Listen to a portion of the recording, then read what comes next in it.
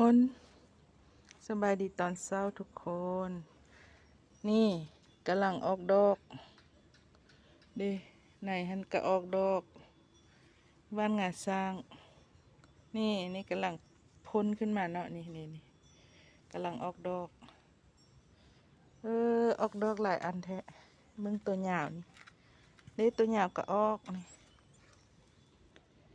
ตัวหยาวก็ออกดอกนี่ทางไหนนี่ดอกอยู่ทางไหนตัวนี้บานแล้วเนาะดิล่นหมดละนี่ตัว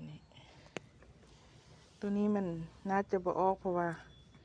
ย้ายโถใหม่นี่โถมันแตกเนาะย้ายโถใหม่คือสิบ่ออกตัวนี้มึงดูซุมนี้ออกบ่อันนี้เป็นต้นห่วงเข้าเด้อตัวนี้ออกดอกบ่เด้ตัวนี้กักสิออกคือกันนี่นี่อันนี้ก็ออกคือกันนี่ว่าห่างว่านจระเข้ก็ออกดอกคือกันนี่ดอกมันนะออกดอกหลายเลย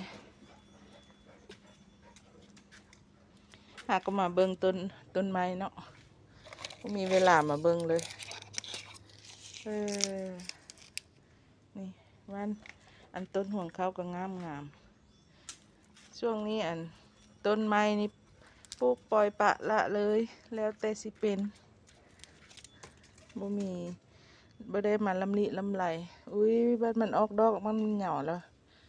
สิถ่ายให้เบิ่งอีกเด้อนี่ต้นนี้กับต้นนี้